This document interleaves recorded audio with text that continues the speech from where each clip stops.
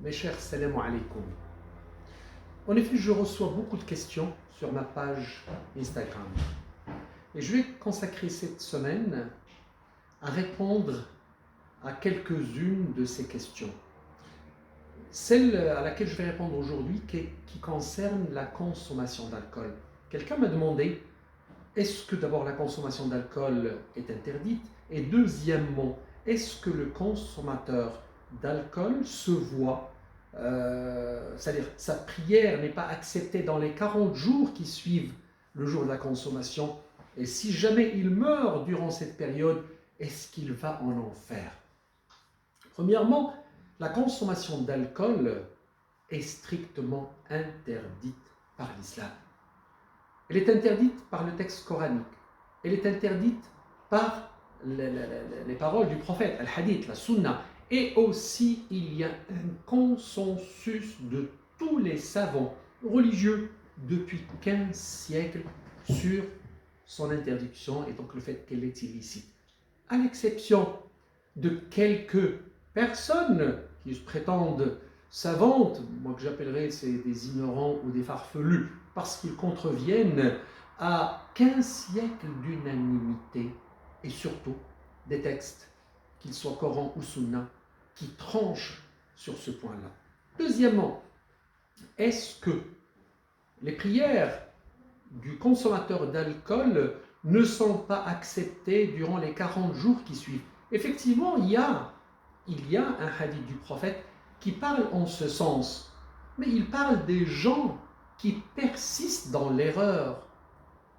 Allah subhanahu wa ta'ala sait que l'être humain est faible, est faillible, et toute personne peut contrevenir, peut commettre un péché, peut commettre une erreur. Par contre, il faut très rapidement se rattraper, se repentir. Et c'est pour ça qu'on lit dans le Coran concourez, faites vite, allez vers le pardon de votre Seigneur, parce qu'il sait que nous sommes faibles et qu'on peut commettre des erreurs. Mais il faut très rapidement se remettre en cause et essayer de rattraper le retard en demandant le pardon. Parce que quand on s'adresse au divin et on lui demande pardon, avec bien sûr beaucoup d'abnégation, beaucoup de modestie et surtout de soumission, eh bien, il accepte notre pardon et il peut bien sûr nous pardonner toutes nos erreurs. Et c'est ça le plus important. Surtout, d'ailleurs le Coran le dit, et ceux qui ne persistent pas sciemment dans l'erreur, il ne faut pas persister dans l'erreur, parce que persister sciemment dans l'erreur, c'est faire un affront au divin.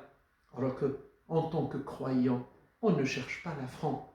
On peut être faible, on peut être faillible, on peut commettre l'erreur, mais on sait pertinemment que Allah subhanahu wa ta'ala est plus puissant que nous et c'est lui qui nous récompense ou, bien sûr, peut nous corriger. Et donc, le retour vers lui est le plus souhaitable. D'ailleurs, nous sommes devant le miséricordieux. Il y a un hadith du Nabi sallallahu alayhi wa sallam qui dit Inna Allah arhamu bi'abdihi min al-ummi bibniha.